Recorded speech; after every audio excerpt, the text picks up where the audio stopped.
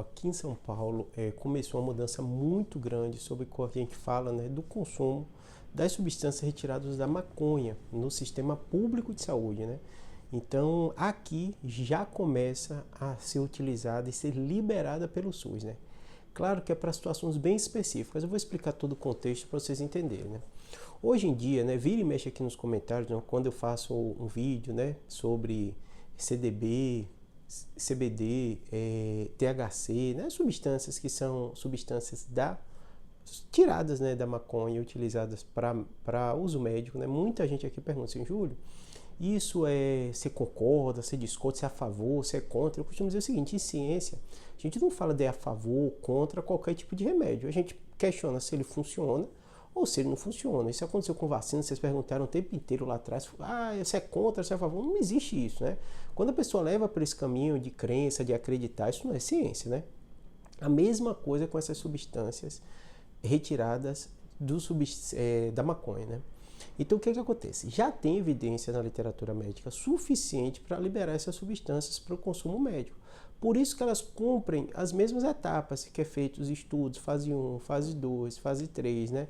Ver alguma doença, se ela funciona, se não funciona, quais são os efeitos colaterais, né? Tanto que a Anvisa liberou, né? O que acontece? Que houve uma confusão muito grande, né?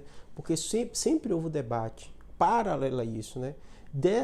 Do consumo, né, recreativo da maconha. E as pessoas confundiram na cabeça o uso recreativo versus o uso médico, né?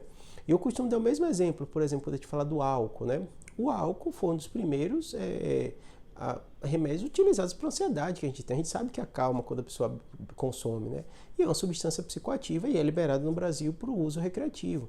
A própria nicotina do cigarro também, ela tem diversos efeitos, né, relaxantes, por isso que as pessoas consomem tanto, né? É uma substância que tem um papel psicoativo, é liberado para o uso recreativo. A maconha vai ter esse debate. Júlio, e o que é que você acha? Eu não entro nesse debate porque eu não tenho estudo sobre esse tema, né? Ou tem que analisar o que aconteceu nos outros países, qual é o impacto, mas eu acho que é um caminho completamente diferente do que a gente pensa e fala aqui no canal. No canal a gente fala sobre se as substâncias elas funcionam ou não funcionam. Quanto o funcionamento ou não da substância para uso médico não há mais dúvida.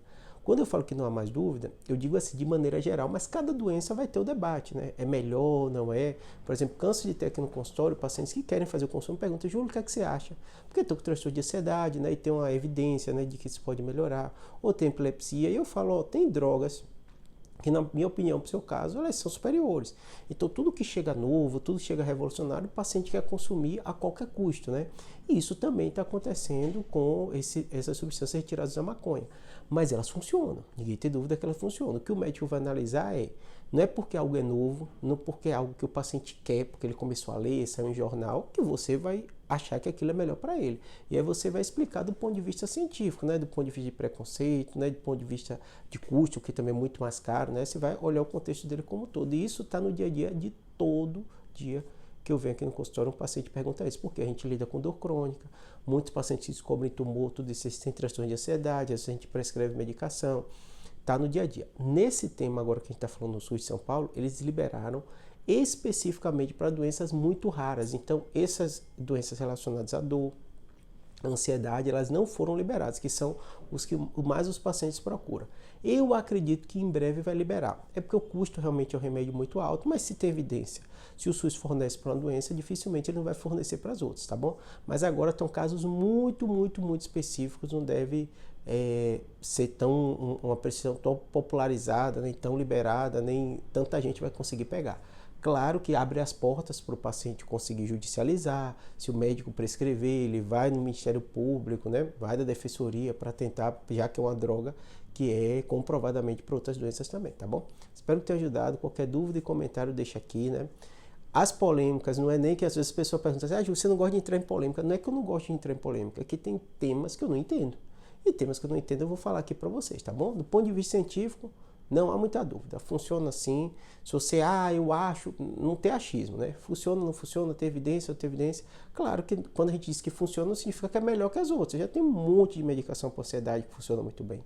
Tem um monte de medicação que funciona para dor. Inclusive no meu consultório eu canso de mandar para os pacientes dizer que não é a primeira escolha em várias delas que o paciente quer utilizar. E eu falo, não é a primeira escolha. Tem remédio mais barato, mais estudado, com mais tempo aí de mercado e funcionando tão bem, não ter necessidade de sair para essa medicação, tá bom? Espero que tenha ajudado. Abraço.